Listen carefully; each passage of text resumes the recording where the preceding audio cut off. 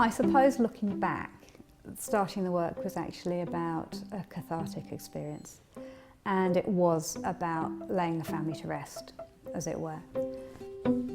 What had happened is in my degree show, which was a few years before this, is I'd been working on antique linen bedsheets, which is still the fabric I work on now.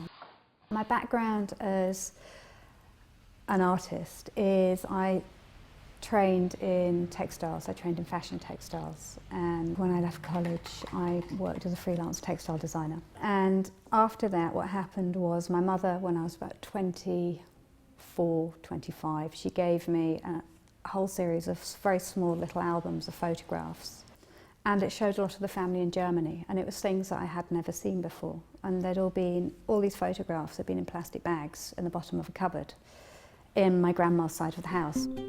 The photograph album gave me the opportunity to go back into exploring imagery and what imagery actually meant. And what I was trying to do initially was to take away the whole idea of the romanticism of a sepia photograph, because I actually write stories that go with the photograph. And it started out by being image, text, and it still is really. This is probably one of the last pieces that I will create using my family, and it depicts my great-grandmother and my grandfather lying in the back garden of their house. It spoke to me for a lot of reasons. I love the fact that it's not a posed photograph. So many of the images that I've used are posed. It's just a snapshot taken by somebody at the end of the day where everybody's exhausted from a hard day's work. My grandmother's probably doing all the cooking and cleaning at home. And my grandfather was a surgeon in a hospital and a doctor as well. And normally he'd be surrounded by books, and he's not.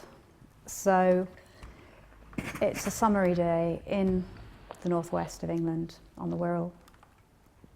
And there's somebody missing from the chair, which could represent the missing members of the family who aren't in the country, people who've died. So for me it's quite a poignant image, and it's called At the End of the Day. When I'd finished it, it did remind me of a Union Jack, and I actually thought it was very fitting because it looks like a flag, but it's not a Union Jack, it's not a flag of anywhere, it's not representative of anywhere, but it looks strangely familiar, like the garden looks strangely familiar, but it could be anybody's garden. What I discovered was that galleries wanted to show the work, but also some people, though they liked the work, they didn't actually want to buy my family. They actually wanted to buy their own family, so they wanted me to incorporate their stories and their imagery into what I do. This is a commission that I'm working on, and this is kind of the beginnings of what I start off with when I'm trying to work out the story. And it's all about her father, who was a Gurkha in the Second World War, or Gurkha officer, and he mapped India and he mapped Burma. It starts off with where he grew up, which was up here, and it's kind of, the work generally will go around in a circle of some way, so you can follow it around. And this obviously isn't what the piece will look like when it's finished, this is just what I've got to get in somehow.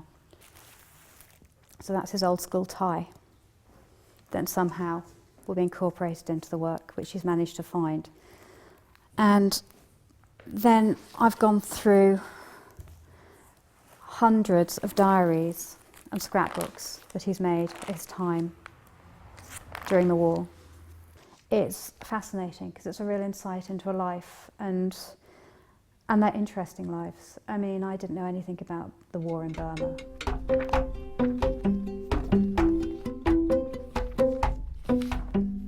I think what people now want is something that's more about them and more they can relate to. And that is what quilts are about. The whole narrative that goes around it, who might have owned the object, where it may have been, whether it's somebody illustriously rich or if it's somebody without a tuppence halfpenny to sort of rub together.